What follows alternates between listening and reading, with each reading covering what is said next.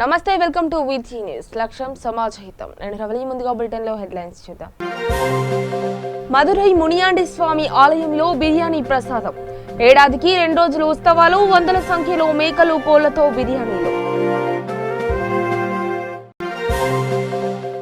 Corona tension చైనాకి వెళ్లొద్దని సూచించిన భారత్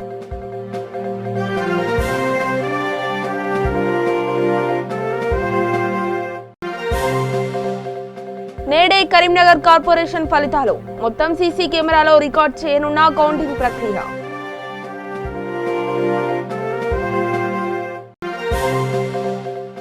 హాజీపూర్ కేసులో తుది తీర్పును ఇవ్వనున్న నల్గొండ ఫాస్ట్ ట్రాక్ కోర్టు దోషి శ్రీనివాస్ రెడ్డికి ఉరిశిక్ష పడుతుందని భావిస్తున్న హాజీపూర్ గ్రామస్తులు శ్రీకాకుళం జిల్లా వజ్రపు కొత్తూరు మండలం ధర్మపురం గ్రామంలో దారుణం ఇంటర్ విద్యార్థిని అతి కిరాతకంగా అత్యాచారం చేసి హత్య చేసిన దుండగులు ఇక వివరాలకు వెళితే తమిళనాడులో ఉన్నన్ని ఆలయాలు మరే రాష్ట్రంలో ఉండవంటే అతిశయోక్తి కాదు. అయితే ఆ రాష్ట్రంలోని మదురై ప్రాంతంలో ఉన్న మునియాండి స్వామి ఆలయానికి మరెక్కడా లేనంత విశిష్టత ఉంది. ఎక్కడైనా ఆలయాల్లో ప్రసాదం అంటే పొంగలి, పులిహోర, వడపప్పు, కొబ్బరి ముక్కలు ఉంటాయి. కానీ మునియాండి స్వామి ఆలయంలో చికెన్ బిర్యానీ, మటన్ బిర్యానీలే ప్రసాదాలు. గత 8.5 దశాబ్దాలుగా ఇక్కడ ఇదే ఆనవాయితీ. ప్రతి సంవత్సరం ఇక్కడ జనవరి 24 నుంచి 2 రోజుల పాటు ఉత్సవాలు నిర్వహిస్తారు. ఈ సందర్భంగా వేలాది మంది భక్తులు మునియాండి ఆలయానికి వస్తారు. వారి కోసం 1000 కిలోల బియ్యం, 250 మేకపోతులు, 300 కోళ్లతో రుచికరమైన బిర్యానీలు వండుతారు. ఉత్సవాలు జరిగినన్ని రోజులు ఇదే ప్రసాదంగా అందిస్తారు. అంతేకాదు ఆ బిర్యానీ ప్రసాదాన్ని పార్సల్ కట్టించుకుని ఇంటికి తీసుకెళ్లే సదుపాయం కూడా ఉంది ఇక్కడ.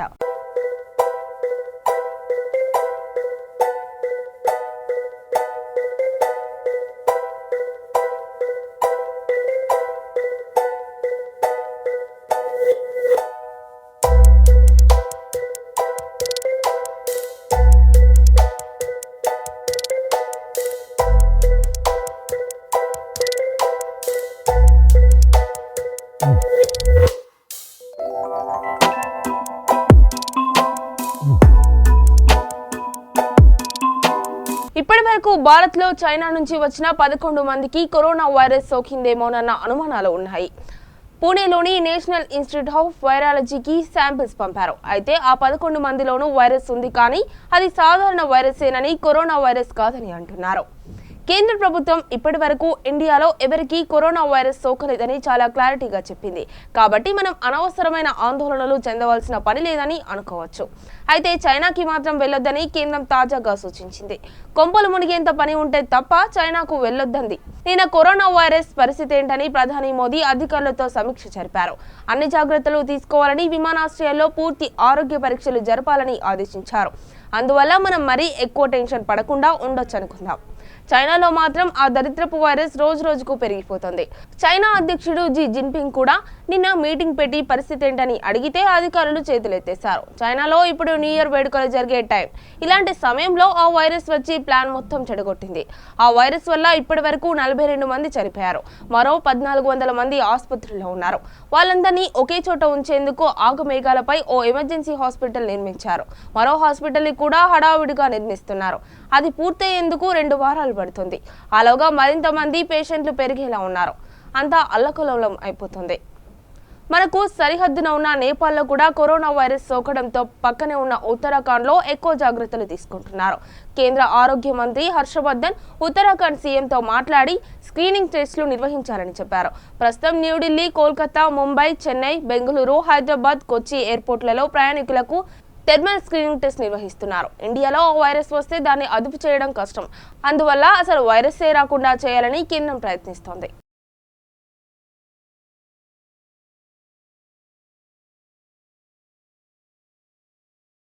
నేడు జరగబోయే కరీంనగర్ నగరపాలక ఎన్నికల కౌంటింగ్ ప్రక్రియకు అన్ని ఏర్పాట్లను అధికారులు పూర్తి చేశారు. 60 డివిజన్లకు గాను 2 డివిజన్లు ఏకగ్రీవం అయ్యాయి.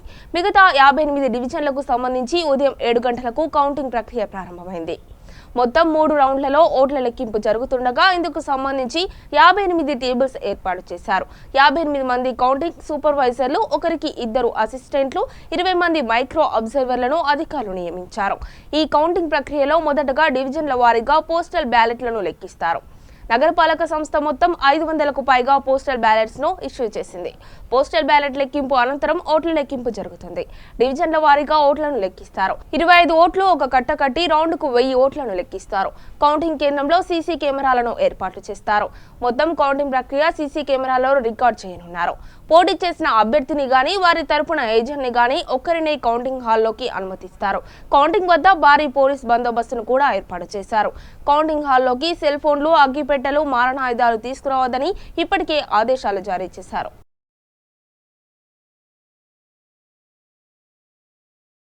యాదాద్రి భువనగిరి జిల్లా బొమ్మల రామారం మండలం హాజీపూర్ మార్గంలో గత సంవత్సరం 2019 ఏప్రిల్లో బాలికలపై సీరియల్ అత్యాచారాలు, హత్య ఘటనలు కలకలం రేపిన సంగతి తెలిసిందే. హాజీపూర్ కేసుగా పేరొందిన ఈ కేసులో తుది తీర్పును ఈరోజు నల్గొండ ఫాస్ట్ ట్రాక్ కోర్టు వెల్లడించనుంది. ఈ కేసులో దోషి శ్రీనివాసరెడ్డికి ఉరిశిక్ష పడుతోందని హాజీపూర్ గ్రామస్తులు భావిస్తున్నారు. శ్రీకాకుళం జిల్లా వజ్రపు కొత్తూరు మండలం ధర్మపురం గ్రామంలో దారుణం చోటు చేసుకుంది. ఇంటర్ విద్యార్థినిపై అత్యాచారం చేసి ఆపై హత్య చేశారు.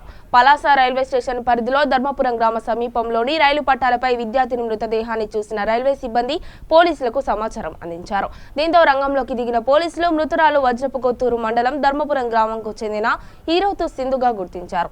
కేసు నమోదు చేసుకుని దర్యాప్తు చేపట్టారు.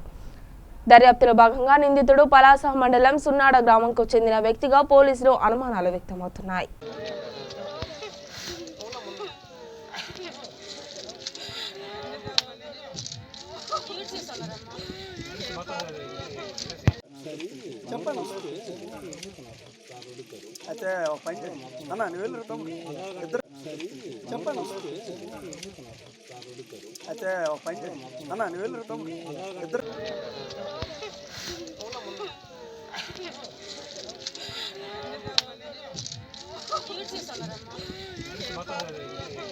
చిత్తూరు జిల్లా కల్లూరులో కొలువైన శ్రీ వాసవి కన్యకా పరమేశ్వరి అగ్ని ప్రవేశం చేసి 2500 సంవత్సరాలు అయినందువలన ఆలయంలో అమ్మవారికి ప్రత్యేక పూజలు, అభిషేకాలు, లలితా సహస్రనామం అలాగే కుంకుమార్చన ఘనంగా నిర్వహించారు. అమ్మవారిని దర్శించుకునేందుకు భక్తులు బారులు తీరారు.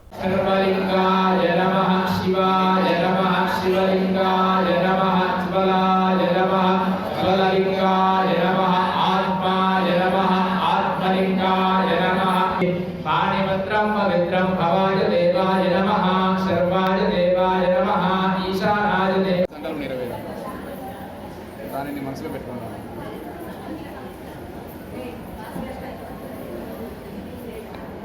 ఓం నమః వేదా పాపే స్తోత్రనామాల పూజాంతరశ్రే ఓం బాధవాయ నమః ఓం రేణికాయ నమః ఓం జగన్మాతే నమః ఆదిత్యే నమః ఓం దేవ్యే నమః ఓం కరుణాయ నమః ఓం సర్వస్వరూపిణ్యే నమః ఓం విద్యాయ నమః ఓం శుభాయ నమః ఓం ధర్మస్వరూపిణ్యే నమః ఓం వైశ్వభవాయ నమః సర్వస్యే నమః ఓం సర్వజ్ఞాయ నమః ఓం నిత్యాయ బుధమందిరవత్సలాయ నమః ఓం శాంతాయ నమః ఓం అధీరాయ నమః ఓం శుభాయ నమః ఓం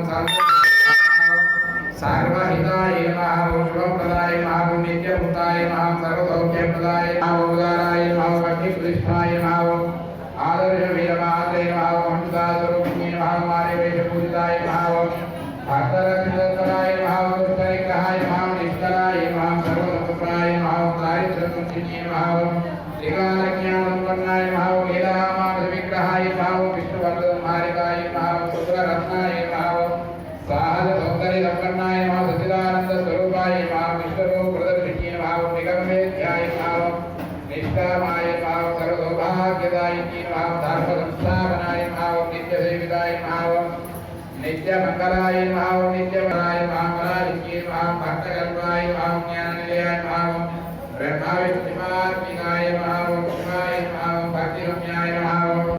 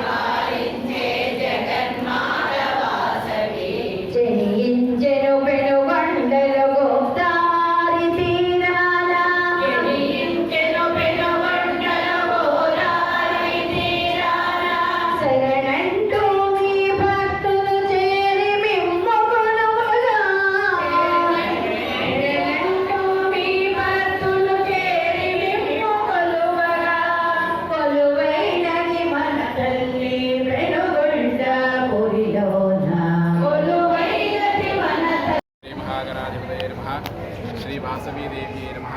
హరి ఓం. ఈరోజు 250 సంవత్సరాల తర్వాత వచ్చిన యొక్క అమ్మవారి ఆత్మార్పణ దినం.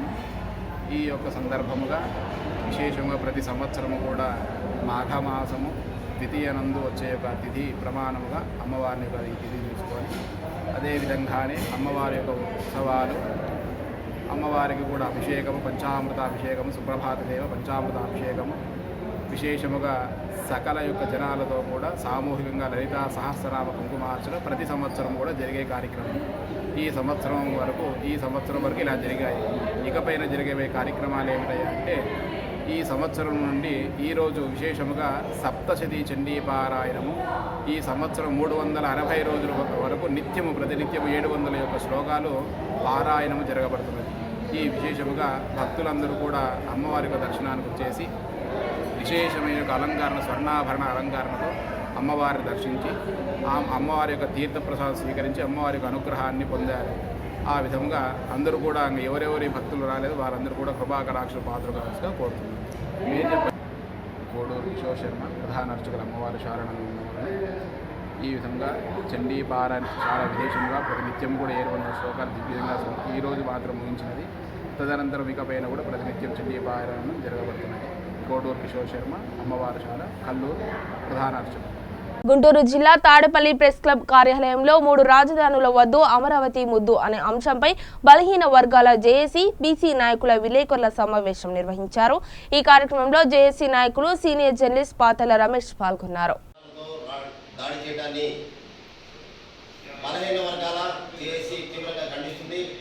ఇలాంటి బెదిరింపు చర్యలకు పాల్పడటం మంచిది కాదు, వైసీపీకి తగదని కూడా సందర్భంగా మనం చేసుకుంటూ ఇలాంటి చర్యలను ప్రజలు, ప్రజాతంత్రవాదులు అందరూ కూడా ఖండించాల్సిన అవసరం ఉందని కూడా ఈ సందర్భంగా మనం చేసుకుంటాం. బలహీన వర్గాల జేఏసీ, బలహీన వర్గాల జేఏసీ, బలహీన వర్గాల జేఏసీ. 3 రాజధానుల వద్దు అమరావతి ముద్దు.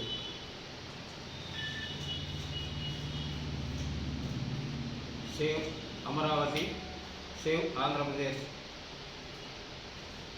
అమరావతి పరిరక్షణ బలహీన వర్గాల జేఏసీ ఆధ్వర్యంలో ఈ రోజున ఇక్కడ సమావేశం అవటం జరిగింది. ఈ సందర్భంగా ఇక్కడికి ఇచ్చేసినటువంటి బలహీన వర్గాల సంఘీయులకు, అధిక పత్రికా మీడియా విలేకరులందరూ కూడా హృదయపూర్వకంగా నమస్కారం తెలియజేసుకుంటూ, గత 40 రోజుల నుండి మన రాష్ట్రంలో అమరావతిలోని రాజధానిని 3 భాగాలుగా చేయాలని చెప్పేసి ఇటీవల రాష్ట్ర ప్రభుత్వం అసెంబ్లీలో ప్రకటించడం జరిగింది. ఆ సందర్భంగా బడుగు బలహీన వర్గాల జేఏసీ తరఫున ఈరోజు ఇక్కడ సమావేశంలో తీవ్రంగా ఖండిస్తున్నాం. మన రాష్ట్రంలో 13 జిల్లాలు ఉన్నాయి. 13 జిల్లాల్లో 3 రాజధానులు చేయాలని చెప్పేసి మరి ఇప్పుడున్న వైసీపీ ప్రభుత్వం ప్రయత్నం చేస్తుంది. దానికి ఆంధ్రప్రదేశ్ ప్రజలందరూ కూడా తీవ్రంగా వ్యతిరేకిస్తున్నారు. దానిలో భాగంగా గత 40 రోజుల నుంచి మరి రాజధాని 29 గ్రామాల్లో ప్రతి మహిళ, ప్రతి విద్యార్థి, ప్రతి బాలిక, వృద్ధులు, పెద్దలు అందరూ కూడా తమ నిరసన తెలియజేస్తూ చేయడం జరుగుతుంది. కానీ మొండి ప్రభుత్వం ఈ విధానానికి వ్యతిరేకంగా, ప్రజల యొక్క అభిష్టానికి వ్యతిరేకంగా ముందుకు పోవడం జరుగుతుంది.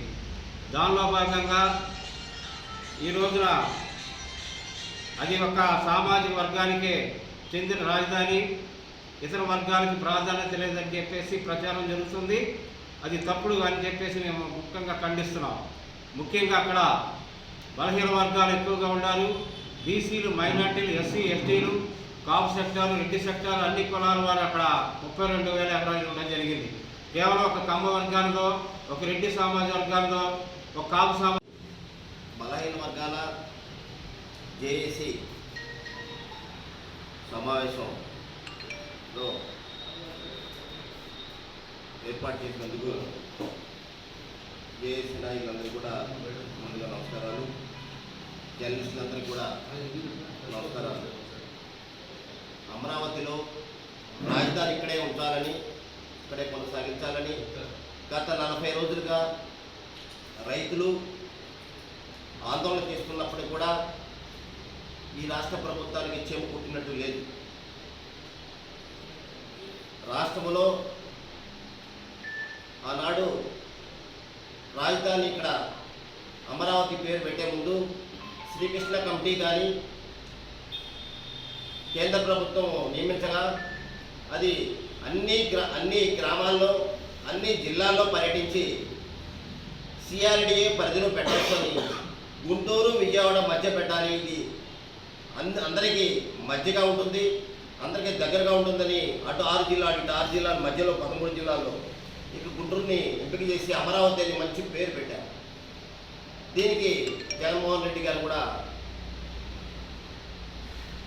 అసెంబ్లీలో 30,000 ఎకరాలు కావాలి అవసరం, దీనికి మద్దతు తీసుకున్నానని ఆనాడు చెప్పడం జరిగింది. ఈరోజు రాజధాని 3 ముక్కలు చేసి విశాఖపట్నం కానీ అటు కర్నూలు కానీ ఇటు అమరావతి ఇక్కడ ఉంచాలని అమరావతి 3 ముక్కలు చేయడం అనేది ప్రజలు జీర్ణించుకోలేకపోతున్నారు. విశాఖపట్నంలో మాకు అవసరం లేదు రాజధాని, ఎవరు అడిగారు, మాకు అభివృద్ధి జరిగితే చాలు అంటున్నారు. గత 7 నెలలుగా 8వ నెల అయింది, 8 నెలలుగా కనీసం అభివృద్ధి అంతా కుంటుపడిపోయింది. పోలవరం లేదు, పోలవరం పనులు ఆపేశారు. ఇక్కడ అమరావతిలో వైసీపీ మంత్రులు ఒక పాట పాడుతున్నారు, అంతా గ్రాఫిక్స్ అంటున్నారు. ఎక్కడ గ్రాఫిక్స్ వచ్చి ఒకసారి చూడాలి, అక్కడ భవనాలు చూడండి. విశాఖలో రాష్ట్ర స్వర్ణకారుల సంఘం సినీ నటుడు సంపూర్ణేష్ బాబుకు స్వర్ణ కంకణంతో సన్మానించింది. స్వర్ణకారుల సంఘం ఆధ్వర్యంలో జరిగిన స్వర్ణగర్జన కార్యక్రమంలో భాగంగా రాష్ట్రంలో ప్రముఖ స్వర్ణ కళాకారులకు స్వర్ణరత్న పురస్కారాలను అందించారు. ఈ కార్యక్రమానికి VMRDA చైర్మన్ ద్రోణం రాజు శ్రీనివాస్ పాల్గొన్నారు. స్వర్ణకారుల అభివృద్ధికి ప్రభుత్వం కట్టుబడి ఉందని అన్నారు. పటిష్టమైన నాయకత్వంతో స్వర్ణకారులు ముందుకు సాగాలని అన్నారు. ఈ సందర్భంగా సినీ నటుడు సంపూర్ణేష్ బాబును చూసేందుకు అభిమానులు రావడంతో సందడి నెలకొంది. ఈ కార్యక్రమానికి రాష్ట్రంలో పలు జిల్లాల నుంచి స్వర్ణకారుల సంఘం ప్రతినిధులు హాజరయ్యారు.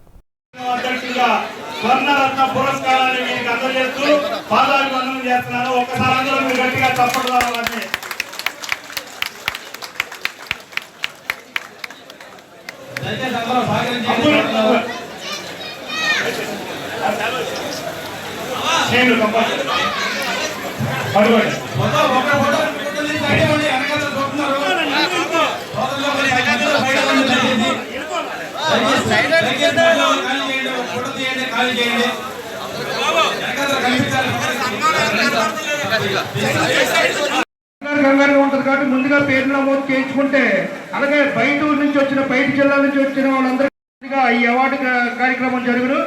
ఎవరైనా మిగిలిన వాళ్ళు ఉంటే అవార్డు గ్రహీతలు మాత్రం ఇక్కడ పేర్లు. బ్రహ్మాజీ గారు అలాగే మనకి 4 స్తంభాల్లాగా ఇక్కడ అన్ని కార్యక్రమాల్లో ముందుంటున్నటువంటి మరి పెదబాబు అన్నయ్య,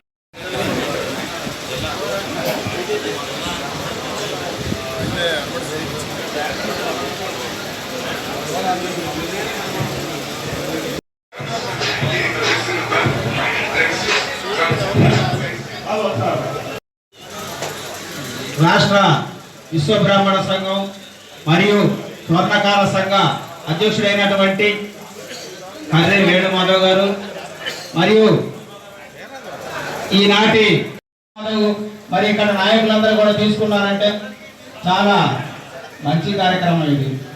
అలాగే జగన్మోహన్ రెడ్డి గారు ప్రజా సంకల్ప పాదయాత్ర చేస్తున్నప్పుడు మేమందరం ఆదుకుంటారనే వారు ఆ రోజు మాట ఇచ్చున్నారు. అలాగే స్వర్ణకారులు కానీ విశ్వబ్రాహ్మణులు కానీ ప్రత్యేకంగా కార్పొరేషన్ వచ్చి మీతో గడిపేటటువంటి అవకాశాలు ఆయన స్వయంగా మీ దగ్గరికి వచ్చినందుకు, వారికి అందులో విశాఖపట్నం వచ్చినందుకు సంపూర్ణేష్ బాబు గారికి నేను హృదయపూర్వకమైనటువంటి నమస్కారం తెలియజేస్తున్నాను. చాలా మంచి కార్యక్రమం. ఒకసారి మీరు డయాస్ ఖాళీ చేయండి, ఎందుకంటే సభలో చాలా మంది చూస్తున్నారు. నిర్వాహకులే మనమే ఇక్కడ ఉంటే దానివల్ల ప్రయోజనం. నిజంగా చాలా మంచి కార్యక్రమం ఇవాళ తలపెట్టారు. ఎందుకంటే ఏదైనా సరే సమాజంలో ఎన్నో కులాలతో, మతాలతో, భాషలతో, సంస్కృతితో ఇప్పుడు ఉన్నటువంటి అఖండ భారతదేశం భిన్నత్వంలో ఏకత్వంగా ఒక వసుదైవ కుటుంబంగా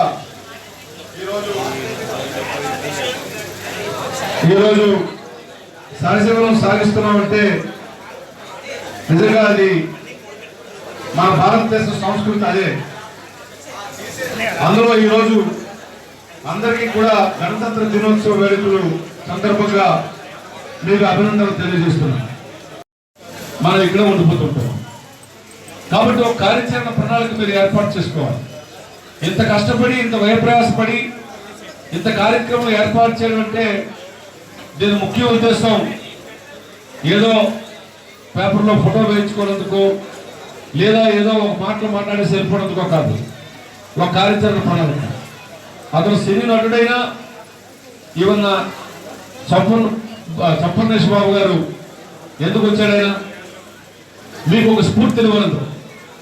మీకు రాష్ట్ర సర్వకార సంఘం స్వాగతం సుస్వాగతం. రాష్ట్ర నలుమూలల నుంచి వచ్చినటువంటి మీ అందరికీ కూడా ఈ కార్యక్రమంలో భాగస్వాములు చేయడానికి అహర్నిశలు సుమారు ఒక 4 రోజుల కార్యక్రమాన్ని రూపొందించుకొని ఏ వర్కర్స్ ఇందులో ప్రాధాన్యత ఉంది, వాళ్ళ సంఘాల్లో ఏ విధంగా సేవ చేశారనేటువంటి వేరేజీ ప్రకారం చేయవలసి వచ్చినటువంటి పరిస్థితుల్లో మన ముఖ్య అతిథి పేదల పెళ్లి అయినటువంటి శ్రీ గౌరవనీయులు రాణుల శ్రీనివాసరావు గారు వచ్చి ఆశీర్వదించి వెళ్ళారు. వారికి మన సహకార తరఫున మరొకసారి కృతజ్ఞతలు తెలియజేయవలసిందిగా మీ అందరూ కోరుకుంటున్నాను. అదేవిధంగా ఈరోజు విశాఖ జిల్లాలో మన విశ్వ బ్రాహ్మణ కులంలో పుట్టి రాష్ట్ర వ్యాప్తంగా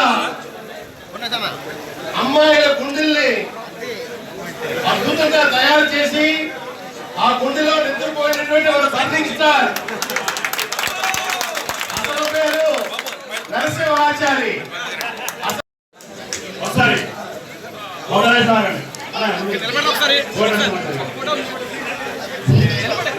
నరసింహాచార్య జ్ఞానప్రసాద్ గారు, అనుకూల కోటి గారు, గోడ్ నరసింహాచార్య గారు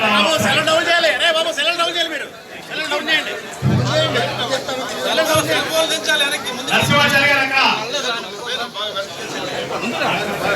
నరసింహాచార్య గారు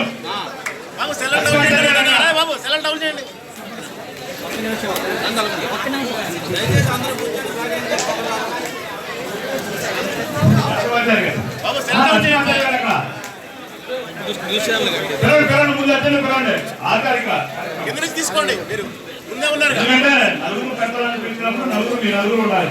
ఒకసారి చూడండి, అందరూ వీడియో తీసుకోండి, వీడియో మీరు ఫోటో తీసుకోండి. ఆంధ్రప్రదేశ్ స్వర్ణకార సంఘం స్వర్ణకార ముందున్నటువంటి విశ్వకర్మ వారసుడు సంపూర్ణేష్ బాబు గారికి ఇప్పుడే మన గవర్నర్ శ్రీనివాసరావు గారు అన్న గట్టిగా చెప్పడంతో అభినందనలు.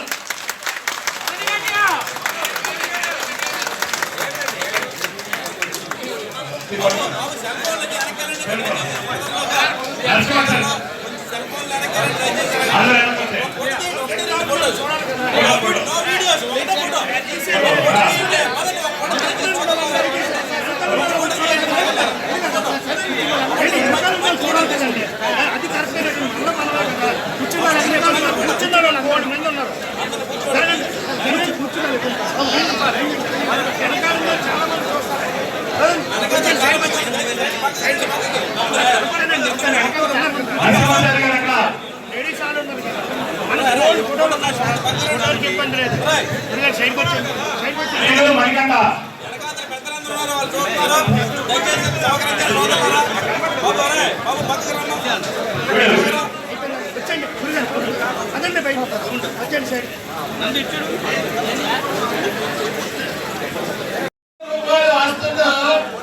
తినేది ఆహారమే. సంఘంలో కానీ సమాజంలో కానీ గుర్తింపు ఉన్న ప్రజలందరూ చూసేది గుణగణాన్ని. ఇటువంటి గుణగణాలు, ఇటువంటి ప్రఖ్యాతులు, ఇటువంటి పేరు ఉన్నటువంటి వ్యక్తులు సెలెక్ట్ చేసి ఈ రోజు సన్మానం చేసుకోవడం జరుగుతుంది. ఈ సందర్భంగా కొందరు గొప్పరావు గారు వారు ఎనలేని సేవ చేసినటువంటి బ్రహ్మగారి కోవిల్ కానీ విశ్వబ్రాహ్మణ సంఘానికి కానీ వారి స్ఫూర్తితో ఆ కోవకు చెందినటువంటి వాళ్ళు మీ అందరూ కూడా కనుక వారికి సంపూర్ణేశ్ బాబు గారి మీద సన్మాన కార్యక్రమం చేయవలసింది మా కావాలి.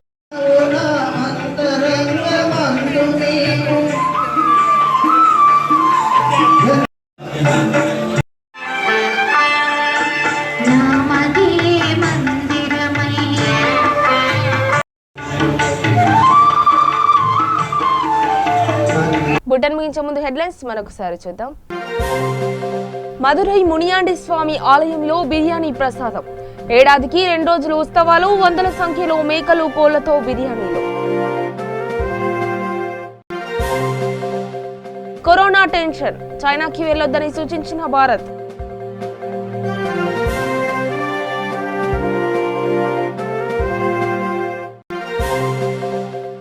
నేడే కరీంనగర్ కార్పొరేషన్ ఫలితాలు. మొత్తం సీసీ కెమెరాలో రికార్డ్ చేయనున్న కౌంటింగ్ ప్రక్రియ.